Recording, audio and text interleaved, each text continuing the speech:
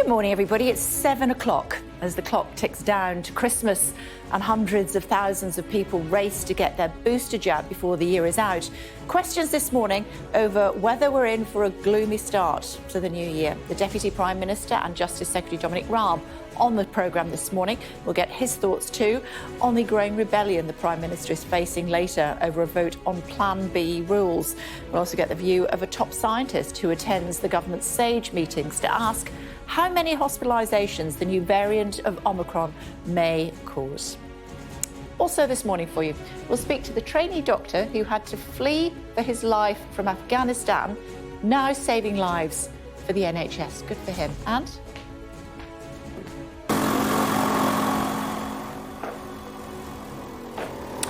flying high, we'll be talking to that teenager aiming to become the youngest to fly around the world. She's currently in Taiwan. All of that to come Tuesday, 14th of December. Queues and concerns over booster target and possible New Year restrictions as the Prime Minister faces a Tory rebellion over Plan B rules. I'm in West London at one of the 3,000 sites across the UK, some of which will be open 24/7 to try and reach that million jabs a day figure. Omicron update at 9:30 will bring you live coverage of the former head of the UK Vaccine Task Force revealing new information about the variant. The young lives lost. A 2-month-old girl among the victims of the deadly US tornadoes as rescuers continue to look for survivors. We'll have the latest from the town of Dawson Springs. It's 4 days since the tornadoes swept through, and still they are accounting for the missing. And I'm here in Moscow, where the Supreme Court is set to decide whether to liquidate one of Russia's oldest and most important human rights organisation in what looks very like another attempt to muzzle the Kremlin's critics. Calling time on the Wild West online. The new powers that could tackle senior tech company managers to keep children safer. And back in the saddle, Peloton shares recover after Sex and the City wobble. We'll tell you more.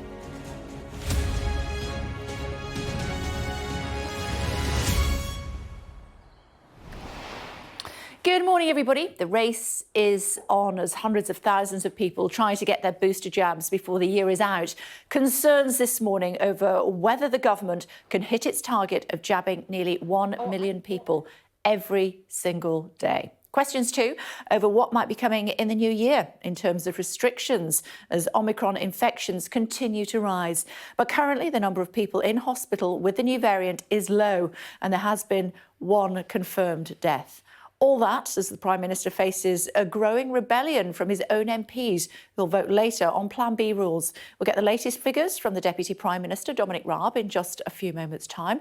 First, let's take you through today's key points, should we? They're looking something like this. Omicron currently infecting 200,000 people a day across the UK, we're told. That's according to modelling from the UK Health Security Agency. Boris Johnson said yesterday that 500,000 booster jabs were booked online in 24 hours, not including walk-ins. Meanwhile, The Times reports that NHS leaders fear they are being set up to fail by the PM's promise of 1 million jabs a day and a goal of offering all adults a booster by the end of the month. Boris Johnson is also facing pressure from his own backbench MPs who are preparing to vote against Plan B, which includes expanding of mask wearing in public places, daily tests to avoid self-isolation after contact, COVID passes for large venues and mandatory jabs for NHS workers. Our chief political correspondent John Craig reports. A musical at the theatre, a Christmas tradition for many. But from tomorrow, audiences at Manchester's Palace Theatre and entertainment venues all over England will need a COVID pass to watch the show. People here don't seem to mind, however. I'd rather protect other people and myself, in all honesty, and if we all just follow it, it's going to be a lot easier in the long run. I think if the system is right, then it shouldn't be a pain. I think it'll make queues long as well. I think it'll take a long time to get into venues now. But at Westminster, Conservative MPs are threatening a major rebellion in votes on Boris Johnson's Plan B COVID restrictions, with the rebels bitterly opposed to COVID passes. I think they are a further erosion of civil liberties. I think they're deeply damaging to our economy, and also I think it's a further distraction from those other health conditions that the pandemic has already distracted us from. The rebellion could be bigger than the Prime Minister's 80-seat Commons majority. Today's votes on these new COVID regulations, which run to 24 pages, are likely to see Boris Johnson suffer the biggest Tory rebellion since the general election 2 years ago. The previous record was 54 rebels. That was on the tier system of COVID restrictions. But today's revolt is likely to be much bigger.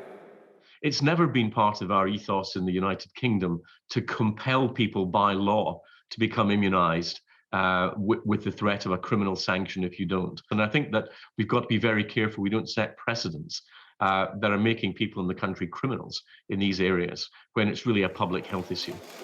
After the government warned that the new Omicron variant is currently infecting 200,000 people a day across the UK, the PM is today appealing for a volunteer army to sign up to help deliver his target of 1 million booster jabs a day, with 24-hour vaccination centres and jabs on Christmas Day planned. And with the PM refusing to rule out further COVID restrictions, many Tory MPs fear that if Plan B is approved today, before long the government may introduce a Plan C. John Craig, Sky News. Well, Aisha's at a vaccine centre in West London for us this morning. Hi, Aisha. My goodness, we've seen in the papers this morning people snaking around these vaccine centres, waiting for hours and hours and hours. What are you hearing about where you are, and indeed whether there might be any more restrictions coming down the pike? Yeah, there really is a big sense of urgency to get boosted amongst members of the public. Lots of people at a vaccination clinic I was at yesterday spoke about how important it was for them to get their booster jabs before Christmas, before they mix with friends and family. And of course, Christmas time is going to be important to so many people, especially after there were restrictions in place last year. And amid reports in the newspapers this morning that we may see more restrictions being introduced when it comes to socialising by New Year's, things like the rule of six being reinforced. But in the meantime, the main line of defence does well and truly remain these booster jabs. There really is that big push to get people boosted as soon as possible. Here at this clinic in Ealing, they normally deliver 500 booster jabs a day. Yesterday, that number doubled because of the number of walk-in appointments that they did have.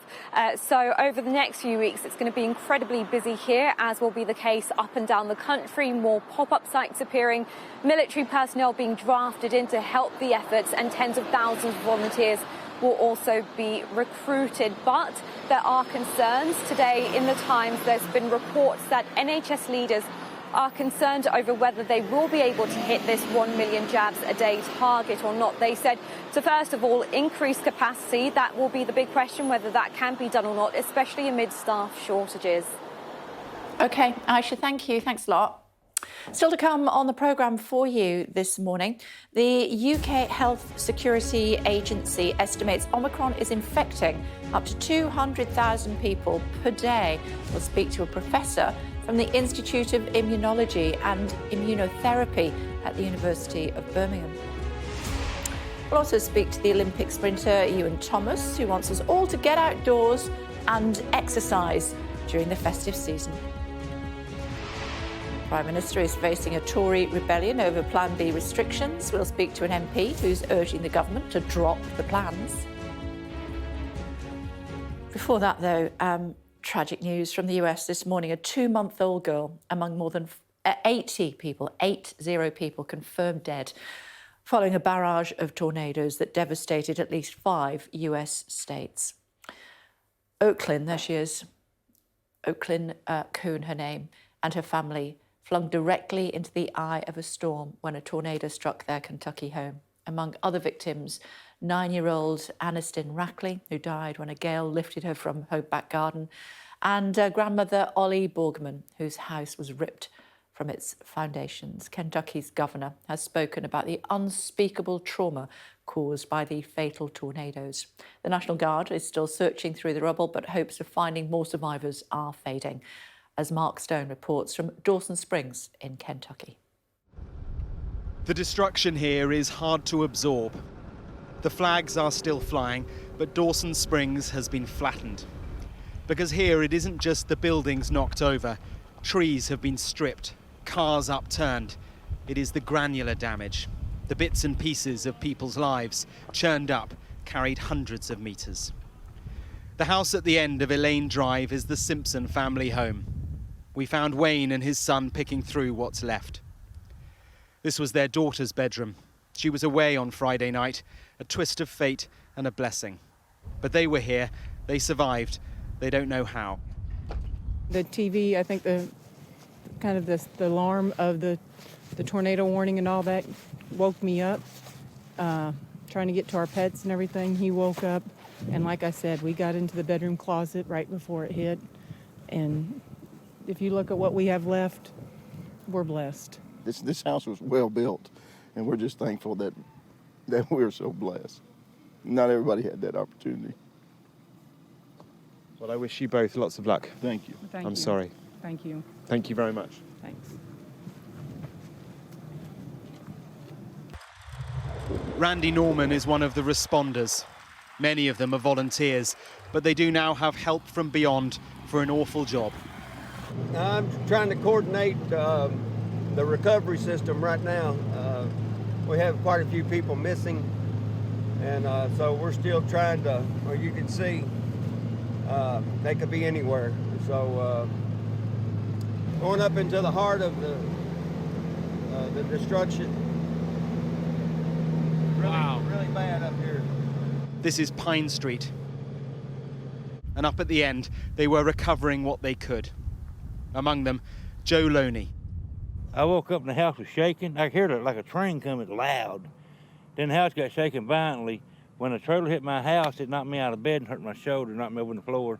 When it did, a 2-4 come through the wall, cut my hand right there, nicked my forehead and went through behind the ship rope, right across top of my bed, where it knocked me out of.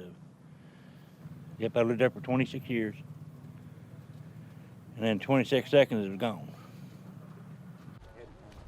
These are the teams searching for the missing. This morning, they found 3 who didn't make it.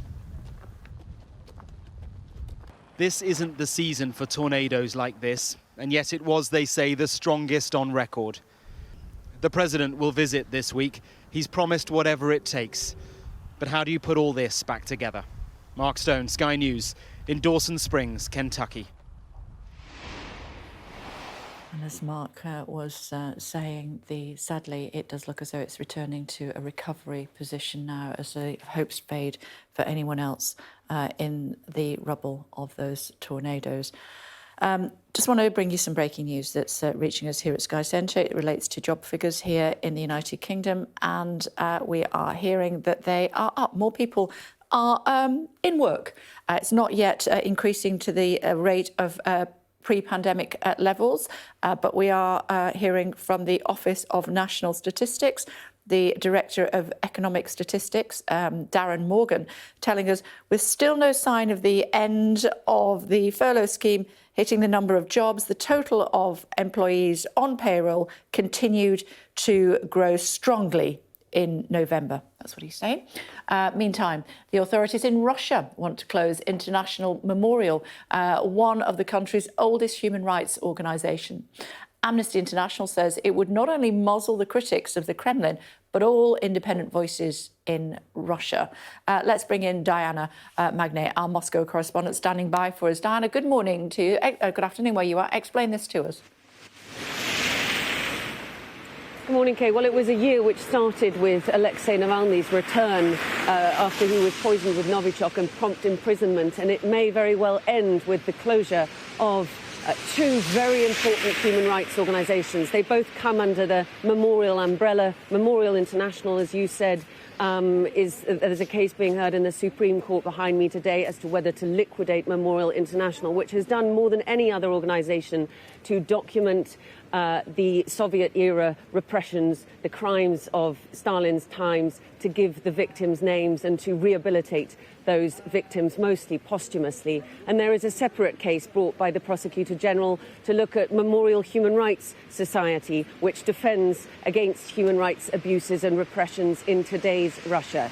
And both of these organisations are being charged under foreign agent legislation, which ironically is precisely the label enemy of the state, effectively, which all those people who were executed and persecuted under Stalin and in Soviet times were labelled. So this is possibly, if the Supreme Court hearing goes against, or judgment goes against Memorial, a very sad day for human rights in Russia after a very, very difficult year for journalists, for opposition figures and for civil society in this country. OK, thanks very much, Diana. Thank you. The victims of the disgraced former doctor to the US gymnastics team, Larry Nassar, are set to receive a share of $380 million. The settlement ends a 5-year legal battle that has rocked US sport. Nassar was found guilty in 2018 of sexually abusing hundreds of gymnasts and sentenced to more than 300 years in jail.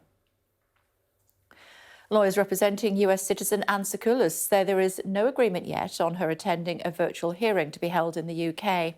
Ms Sakoulas was charged in 2019 with killing teenager Harry Dunn by dangerous driving. The family has been told that Ms Sakoulas will face criminal proceedings online, and their spokesperson has told Sky News that Harry's parents still feel devastated. As always, they're just full of strength and determination and resilience. But the reality is, away from the TV cameras, that they're absolutely on their knees and going through, understandably, the most incredibly difficult time. And I just admire their fortitude. It's absolutely remarkable to me. Emma Raducanu, the US Open champion, is isolating after being forced to withdraw from an exhibition tournament in Abu Dhabi after testing positive for COVID-19. She's one of the favourites to become Sports Personality of the Year on Sunday, but maybe isolating. A landmark report could help to cut down on some of the most harmful online content, such as child abuse, racist abuse and videos which promote violence and self-harm. The report is recommending changes to the online safety bill due to go before Parliament to make internet service providers responsible for what's on their platforms. Katie Barnfield reports. This is Molly Russell in happier times. Before, at just 14 years old, she took her own life. Her family struggled to understand why. Then they found thousands of posts she'd been looking at on sites like Instagram, encouraging self-harm and suicide. I think that social media helped kill my daughter. What social media's algorithms showed Molly increasingly led her down a dark rabbit hole from which there wasn't really ever going to be an escape. And I know for a fact that the platforms suggested Molly saw more and more harmful content. Molly's dad, Ian, is one of those who gave evidence to a committee of MPs. Their report, published today, recommends sweeping changes to the online harms bill coming before Parliament next year. Their recommendations include giving the regulator Ofcom more powers to investigate and fine social media companies that don't address harmful content, forcing providers to conduct risk assessments, including looking at the impact of their own algorithms, and creating new criminal offences like making cyberflashing and content promoting self-harm illegal. They say stricter regulations should also be used to reduce the spread of disinformation, like anti-vaccine posts with false claims about the dangers of getting a jab. It feels like the problems have got worse. So the system of self-regulation they created for themselves has clearly failed. They may not have created this content, but their systems are hosting it, their systems are recommending it to people, and therefore they have a responsibility to act against it as well. Meta, that owns Facebook, Instagram and WhatsApp, told Sky News it already has strict policies in place, but welcomes more regulation. The government now has 2 months to respond to the report and says it will consider the recommendations carefully. Tech companies have to behave differently. They have to change their corporate culture. For people like Ian, whose lives have been scarred by harmful content, change can't come soon enough. Katie Barnfield, Sky News. Now, anybody who is affected by the topics in our report or is emotionally distressed can contact the Samaritans, of course, for support. Have a look at the number on the bottom of your screen, 116 123. That's the helpline number. Or via email, joe@samaritans.org. We'll just leave that there for a second for you, that if you're feeling it's just such a challenging time of year, isn't it, especially with what's going on at the moment, helpline 116 123. Or if you prefer to email them, joe@samaritans.org. Now, let's have a look at these pictures from La Palma, as we say. The volcano still erupting angrily and creating rivers of lava snaking their way down the island. The eruption, which has been going for nearly 3 months, is the longest running on the Spanish Canary Islands since records began in 1500. Air quality is still poor, but yesterday, for the first time in days, students were able to leave school at the regular time. Doesn't look as though she's giving up yet, though, does it? Quick look at the weather for you.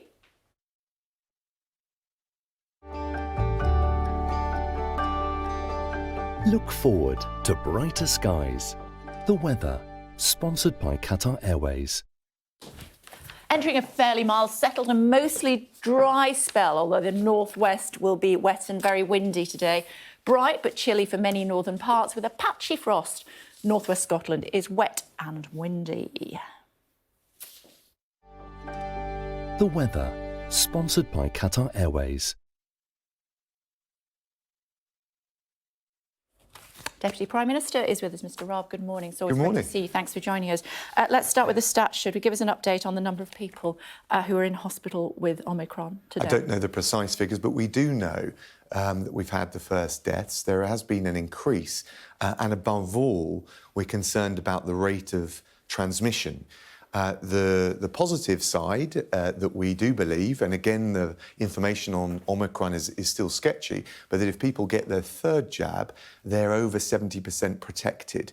And so we've currently got over 40% of adults with their booster, with their third jab. The big push is now by the end of the year to get people that booster. That is the surest way we protect ourselves while we find out a bit more about the real impact of Omicron. You said deaths plural.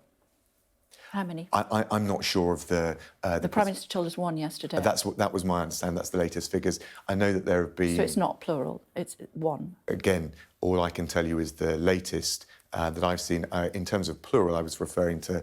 We now know we've got a significant number in hospital. OK. How many are on ventilators? I don't know the latest facts. I think. And do we know if the person that died, did they die with Omicron or because of it?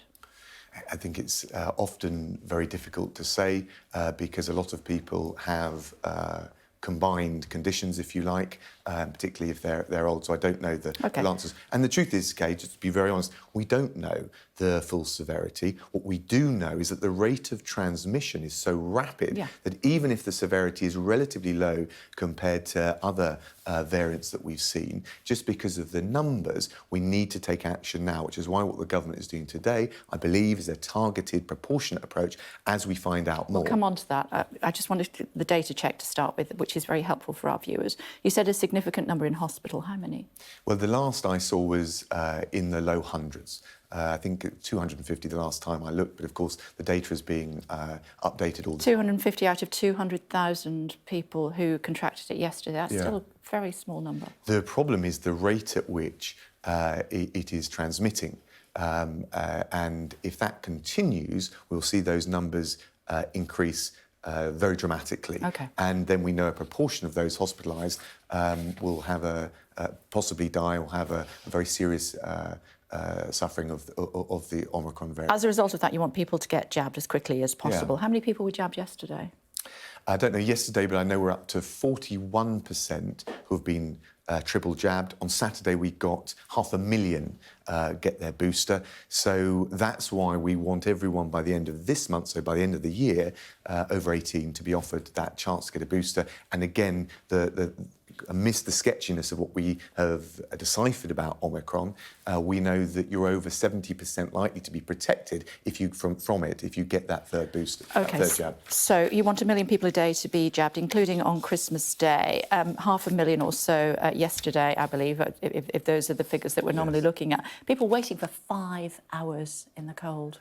Are they going to wait 10 hours? Well, no, look, I appreciate as we've ramped up this campaign and people have come forward, which is good, we want them to come forward. We know that there's been a challenge, particularly getting the online booking. It's the same for lateral flow tests. We're dealing with that. We're making sure that we've got the capacity, the walk-in centres. Bear in mind that at least up until Wednesday, this Wednesday, the offer had been to those 30-year-old or above. But from Wednesday, if you're 18-year-olds or 18-year-old or above, you can book online. The walk-in centres are there. We've deployed various teams of military personnel to really ramp this up. I appreciate that with all these things, as you introduce them at pace, there'll be some teething issues, but we are ramping this up at pace, and it's good news. Yeah, So we don't want people the thing standing is, in the British cold. public are ready. Absolutely. And you weren't. Well, look, this is a rapid reaction to a variant over which we are gleaning more information every day, but we are going to be ready. We've ramped up the plans, the military involved, the Jabs Army, the volunteers supporting the NHS staff, and we've got the centres and we're boosting the capacity to deal with the volume of people. But as I said, the shift is being from Wednesday, the ability to book if you're over 18, not just over 30. Why did you not do that earlier?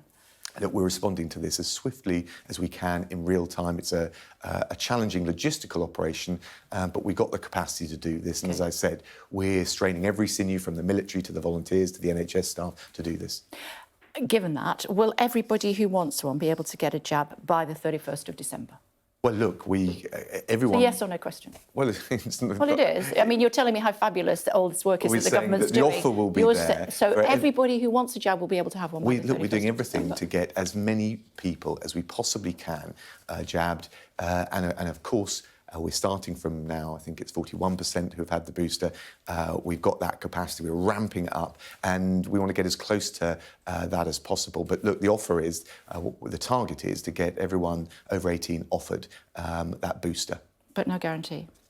Look, we'll do everything we can. We're straining every sinew.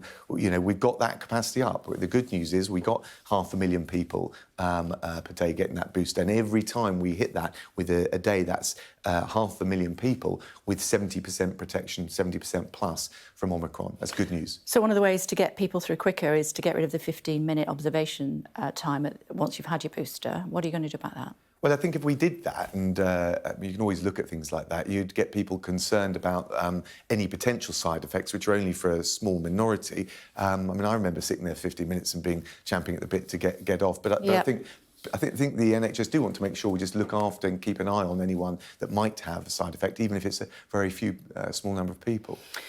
So there's no guarantee, and I understand what you're saying, there's no guarantee 31st of December that everybody will have had the jab, even those who want it, even those that want to stand out in the cold. When then will we find ourselves in a position where fully vaxxed means 3 jabs? Well, sorry, I'm not sure I quite understand. So at the question, moment, you have to, in order to have a passport, you have to have 2 jabs. We're saying now that you have to have 3 jabs. At what stage? Well, I think let's gauge how far we get. We want to make sure, of course, we've got everyone who wants to have that jab the opportunity. And so we haven't got a definitive timeline. And of course... I was reading this morning that it's February. Is that not right? But I don't think a decision has been made. It's certainly not been set out. And of course, it's not just... Is that a reasonable time, February? Well, look, obviously what we want to do is get as many people with the booster as possible, and that would make it, I think, easier to introduce that. But of course, even if you haven't had the double jab or in due course the booster, you can still rely on the lateral flow test, which is why I think some of these concerns about this are overstated in my view, because I think if you're going into a crowded place, I would personally want to, for my own safety, but also for those around, want to make sure that I either had a lateral flow test or I was double and in due course triple jabbed. So I've on my travel passport at the moment, I have, because I've had the booster, it's got all 3 registered on there. That's not necessarily going to be the case. You won't necessarily need all 3 to show that you have been fully vaxxed. Well, at the going moment, forward. Yes or no? At the moment, the rules are double jab. I understand what the rules are now. Or a lateral flow test. Yeah. And of course, it'll depend. If we look at ideally, we'd get everyone triple vaxxed, and that is the best way. Because, of course, the lateral flow tests are pretty reliable, but not 100% reliable. The best way is to get vaccinated, for sure. How are you feeling about vaccine passports? Look, I think it's a difficult thing to do. I do understand the concerns people have, but I think it's necessary. I think people want to see us grappling with the Omicron variant in a sensible, targeted, proportionate way. You talked about people feeling uneasy. I know in other interviews I've done, they've said the same thing. I think we want to provide that reassurance, and I think this is a proportionate way of doing so. OK. The reason I mention it is because Tory backbencher Marcus Fish, this is his quote. I don't know how my viewers will feel about it. I'm interested how you will. We live in a free society in this country where people have the freedom to do what they want with their own bodies and freedom of association. We are not a papers, please society. This is not Nazi Germany. It's the thin end of an authoritarian wedge. How do you feel about this government being compared to Nazi Germany? I'm afraid I don't accept that. But I know Marcus very well, and I know he's got a strong passion and he feels very strongly about... It's offensive.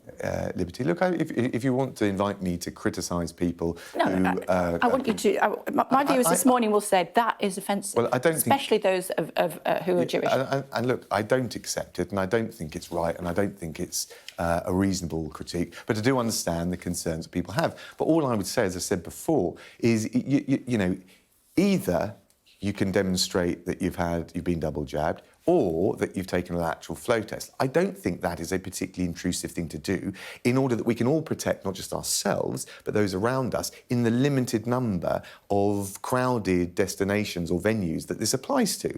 We're talking about, I think it's 500 indoor, over 500 people indoor, over 4,000 outdoors. I mean, this is just, I think, a sensible precautionary public health measure that will protect us all. At least 79 of Marcus Fisher's colleagues agree with him, though perhaps not phrasing it quite the same, and they are going to vote against the government proposition today. How do you feel about Labour having to prop you up again?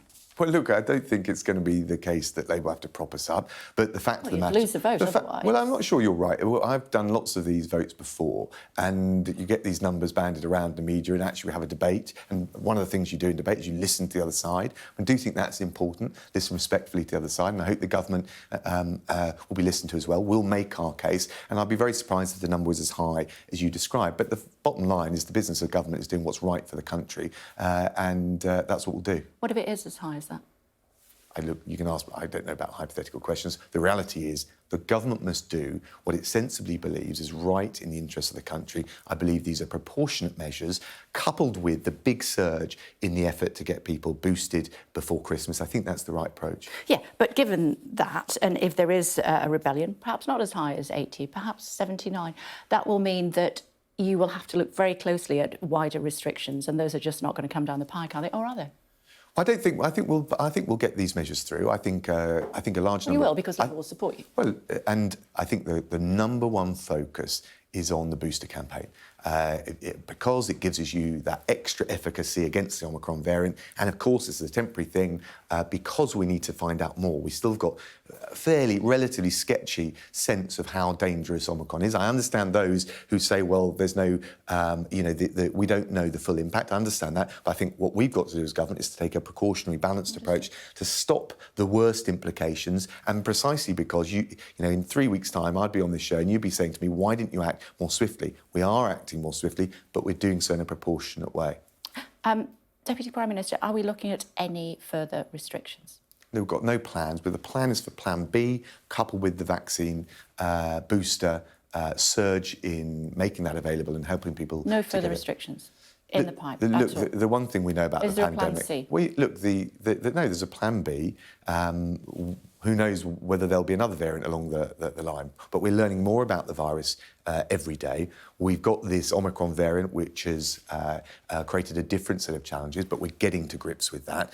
And we've got Plan B, and we think it's the right one. So we won't be paying for a good Christmas then? We won't be paying for a good Christmas. You'll have a lovely Christmas, but you'll bring new rules in very early in the new year. Look, I think people can go into this Christmas, enjoy it.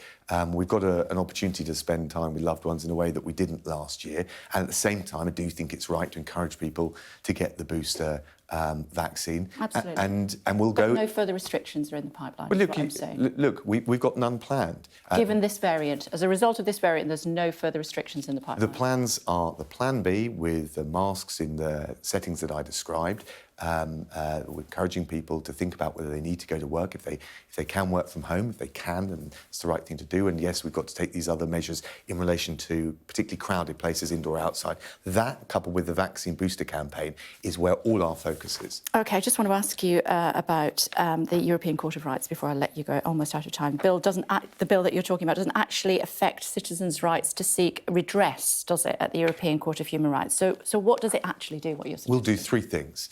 First of all, we've got a proud tradition of freedom in this country. We'll strengthen the quintessentially British rights like freedom of speech, the liberty that guards all of the others. We have seen that whittled away recently for various reasons. Secondly, we can prevent some of the abuses of human rights that people care about, the ability of people to scupper deportation orders who have been convicted of serious offences. And thirdly, one of the things I think people see is the goalposts shift on human rights and expand incrementally. That ought to be subject to democratic oversight by lawmakers like me, accountable to your viewers. And those are the three big things I think we can achieve, take forward our tradition of freedom in this country. Any Christmas parties planned at Downing Street this year, do you know?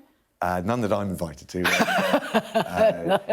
Doesn't mean there aren't any. Well, it's good to talk to you as always. Thank you very much indeed for joining us. Thank you. Let's have a quick look at what's happening as far as the papers are concerned. NHS overwhelmed. The Telegraph reporting as it attempts to deliver government pledges on booster jabs. The Guardian says the National Health Service has been put on a crisis footing as hospitals in England told to discharge as many patients as possible. The Eye splashes with Britain's race to get boosted as the NHS aims to give out 1 million third doses a day by the end of the year. The Metro pleads with its readers to sign up to the OMI Army and get the jab. The Sun leads with its Jabs Army campaign, hoping to recruit 30,000 volunteers to help Britain reach its vaccination target. Privileged to have Kate with us this morning. Kate, good morning. What did you make of what the Deputy Prime Minister had to say? I think there were a couple of really good things in that. He said really clearly, Dominic Raab, that there is still a sketchy sense of what Omicron means for the country. And that's the biggest problem in all of this, because without actual data, it becomes very difficult for the government to make the argument to their backbenchers. And of course, you talked about the size of that rebellion. I thought it was quite interesting that the Deputy Prime Minister said he didn't think that there would be a rebellion on that scale. He said it was overstated. That might actually annoy some of those Conservative MPs. Who think that might come back to bite him, I think. Well, that's when I heard him say that, I thought, you may live to regret that, because some Conservatives right now feel the government is taking them for granted, and they don't like the way that they think Boris Johnson has behaved in relation to Christmas parties. They are frustrated. Any incendiary remark could tip some of them into voting against instead of abstaining. And I think that's the unknown. We don't know how many will actually vote against later. But the bigger point in all of this, and all of your questions around, how many people are in hospital, what is the actual impact of this, is about the country and how people feel. And without that data, it's really hard for the government to go to them and say reliably, we've got the right course of action. And that's why there are these questions about further restrictions. Will we need more? What's it going to be like in the new year? And the problem is, without that data, you can't answer them. I think it's a watching brief. There are still some hope in government that this actually will have less severe symptoms and that people may recover more quickly, that you may be able to avoid that hospital overwhelmed NHS problem that we had last year. But that's the unknown. And without that data, I mean, it's all up for grabs over the course of the next week. Fascinating stuff. Thanks a lot for that, Kate. Thank you. Let's bring in Professor Paul Moss, should we, from the Institute of Immunology and Immunotherapy at the University of Birmingham. Hello to you. Thanks for joining us on the programme this morning. How concerned are you, given what we've been hearing from the Deputy Prime Minister this morning about Omicron overwhelming the NHS? Yeah, it's fascinating. Nice to be with you. It's interesting as a scientist that all the political discussions now are about viral infection, viral immunology. I thought that was a very interesting discussion. I think, of course, we're concerned because the rate of spread is so remarkable. As you said yourself, 200,000 cases. But the great unknown is the severity here, and we just don't really know that yet. But you've seen that the data from South Africa does still suggest 1 month in relatively milder infection. And that's really what we've got to hope for. How much can we base? I mean, because when we first heard from the South African scientists the concern about Omicron, we were very quick to react. So we obviously take at face value what they're telling us. What are they actually telling us about what's happening in South Africa now? As you said, more infections, but less harmful. What is that translating to? Fewer people in hospital, fewer people on ventilators, and hopefully fewer deaths? Still seems to be the case, Kay. Yes, I mean, this virus probably appeared around the 7th of November. So it's over a month now, and we know that there's 2 or 3 week delay between infection and death. So that's where everyone has to be very, very cautious. But so far, yes, less hospitalizations and less deaths. We heard from Professor Karim yesterday talking about in South Africa in previous waves of the admissions, which is only a small percentage, around 2 out of 3 was severe, whereas now it's 1 out of 4 of admissions. So far, there does seem to be indications of milder disease, and that's encouraging, and let's hope that that translates to the UK as well. What about the efficacy of previous boosters? We're dashing now to get everybody their 3rd booster as quickly as we possibly can. There was some concern that potentially AstraZeneca, on reflection, has not been as good at dealing with these variants as things like Moderna and Pfizer have been. Yeah, I think we now know that 2 vaccines is just not enough. In terms of protection against infection with this Omicron, 2 is not enough. And that's where the booster is absolutely vital. So the data so far suggests that this Omicron can resist about 20 or 40-fold of the antibodies that you've made. It takes your antibody level down from 100 to between 2 and 5%. And that's with both vaccine types, really. But after a booster, you can increase those antibodies again, perhaps 20 or 30-fold again. That's why we need to boost, is to get the antibody levels again. And if you've had AZ and then you get the mRNA boost, you're in a good position. But wasn't that the same with Delta? Why are we so concerned about this one? Is it because it spreads so quickly? Because I had 2 boosters, I had 2 vaccines, and then I got the Delta variant. Well, I mean, this, even with a booster, I'm afraid we're still going to see Omicron infections, that's for sure. We know that these vaccines, although they're incredibly protective against severe disease and death, are not so great against infection. So there will be some breakthrough infections. But in terms of severity, it's simply that Omicron is so relatively resistant to our current immune profile that the boosters are now so critical. 1 million infections is the prediction by some by the end of this month, which is only really a couple of weeks away or so. Are you that pessimistic? Well, as you said to Mr. Raab yourself, it may be 200,000 already. So I think we have to consider that as a possibility, yes. It is disappointing. The modeling's a little bit uncertain, and the wave within South Africa is uncertain how that will go as well. So it looks as if this new variant will replace Delta, but we don't entirely know yet, but that's certainly a possibility. What more does the government need to do to try to control this latest variant? We're talking about masks, of course. There's some suggestions that there should be further limits when it comes to hospitality. You had a very good discussion with him, didn't you, 15 minutes ago? And I think it's absolutely right that we should stick to what has started. So yesterday we had working from home, so people need to do that wherever possible. Of course, masks, we know, are 50% effective in reducing infections, hands and so forth. Use of lateral flows, we've seen those really come into their own and so forth. So it's absolutely vital that we stick to that, and people will make decisions about their own hospitality events in the next few weeks. So I think we'll perhaps see some behavioural change there. I think we're very fortunate. The Health Security Agency is really on top of this, and their reports daily have been excellent. And if we do need any more, we'll be able to act quickly. Final thought, Professor. What do you say to those who say this is the normal life of a virus? We're very concerned about it to start with. Then we see a variant which is of equal concern. But as we move along with the variants, they become less impactful on the population. There's a lot of scientific debate as to whether a virus evolves to become less pathogenic, less severe. It's not entirely sure that that's the case, actually. And I think with Omicron, we just didn't know. I mean, this could have been incredibly infectious and also very, very severe. We were at the mercy of the virus. And if it does turn out to be less severe, then that's very fortunate. So, yeah, I mean, let's hope so. There are various scenarios here, from really awful to potentially being some advantages if this is a much milder virus, but gives us some immunological protection. So, as your colleague just said a minute ago, there's still a lot of uncertainty. When should we know, Professor? It's less than 3 weeks since I first heard about this. We've learned a lot since that time. I think by Christmas we will know an awful lot about the severity of this disease around the world, yes. Good to talk to you, Professor. Thanks for your expertise as always. Thank you very much. Now, we'll bring you the data on the latest figures a little bit later on in the programme.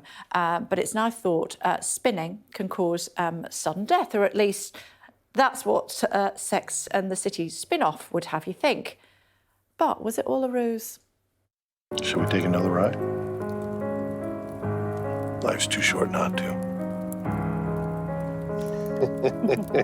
And just like that, the world was reminded that regular cycling stimulates and improves your heart, lungs, and circulation, reducing your risk of cardiovascular diseases. Cycling strengthens your heart muscles, lowers resting pulse, and reduces blood fat levels. He's alive. Peloton released that cheeky ad after their share price dropped by 11% following Mr. Big's on-screen death on the first episode of And Just Like That. The fan favourite died of a heart attack following an intense spinning session, prompting the actor Ryan Reynolds to declare that he is indeed still alive. And later this morning, we'll take a closer look at hotel quarantine with Linda Gillen. She contacted me actually earlier in the week. She is currently in hotel quarantine after she came home from South Africa.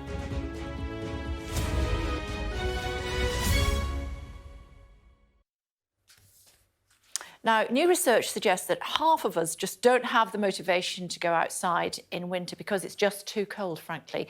A new campaign is trying to change that and get us out to enjoy the great outdoors this festive season, even if it's just for half an hour. The Olympic sprinter, Ewan Thomas, is backing the idea and he's with us now. Hi, Ewan. Thanks very much indeed for joining us. How often do you manage to get out in the winter time? Well, I have to walk my dog, or I should say I like walking my dog at least once a day. He'd have 2 walks if he could get his way. But I still run as well. I try to keep fit. And I think for me, it's for my mind as well. Of course, physically, it's very good to keep fit. But I think certainly this time of year when it is a bit gloomy, and it can be quite depressing when you look outside and it's dark by 4 or 5 o'clock. It's good to get out there and exercise the mind as well. And for me, doing even, as you said, just a half an hour walk a day, because there's so many beautiful routes on our doorstep that we probably don't even know are there. It's good. It's a brilliant thing to do. So what you're saying is we need more than 10 minutes after we've had our Christmas lunch? I would say so, but listen, 10 minutes is better than nothing. I mean, when I was an athlete, I actually loved to go out and train on Christmas Day purely because I knew my rivals wouldn't do that. For me, that gave me a psychological edge. But as I said, for me, now I'm retired, I have to keep fit. Otherwise, I would just become a couch potato, and I don't want to do that. And it's good for my mind as well. There's many times when I look outside and I think, I can't be bothered to go for a walk. It doesn't look great. The weather's not lovely. But I always come back feeling much better than when I set off. So that's what I would say. Even if you can only afford 10 minutes a day, half an hour a day, whatever you can do, get out there. It's a lovely thing to do with the family as well, with your kids, with your pets. Get out, keep active. It's brilliant. Yeah, and of course, footballers, don't they? They all exercise they train on Christmas Day, don't they? Because they have Boxing Day matches. Yeah, most sports people will train Christmas Day all throughout that festive period. And the good thing is, as I said earlier, that there's routes on your doorstep you may not think are there. Ordnance Survey, they've got a fantastic app you can download, and users can actually upload routes that they found. So there's thousands and thousands of routes on your doorstep you probably don't know are there. So some people might think, oh, I'm bored of doing the same old walk. Listen, I can guarantee there will be different, beautiful walks right outside your front door without you probably knowing they're there. So get out there, take in the crisp winter air. It doesn't matter if it's cold. Put a hat on, put a scarf on, and I guarantee you'll feel better for doing it. I was just about to ask you, what's your top tip for what to wear? I always say to the family, be bold, start cold. There you go. Just keep dry, I think. For me, I don't like feeling wet. That's the only thing. I don't mind feeling a little bit cold because you're going to warm up the further you walk, and if you want, maybe turn the walk into a jog. But I think just keeping yourself dry, that's the main thing. OK. It's good to talk to you, Ewan. Enjoy your Christmas. Thanks for joining us. Thank you, Kay, and you. Thank you. Now, after several southern African countries were put on the government's travel red list because of the Omicron variant, returning travellers have been forced to stay in quarantine hotels, and many not happy. Joined by Linda Gillen, who is currently in a quarantine hotel near Gatwick after travelling back to the UK from South Africa. You wrote to me, I know, Linda, earlier in the week, didn't you? How are you getting on?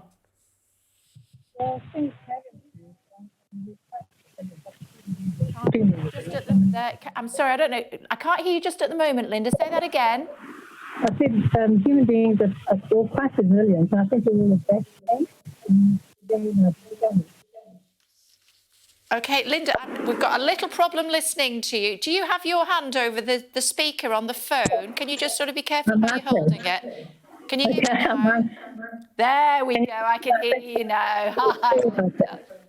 Sorry about that. There we go. How are you coping? I'm coping better than I did. I mean, it's been a nightmare from prior to even coming to the hotel.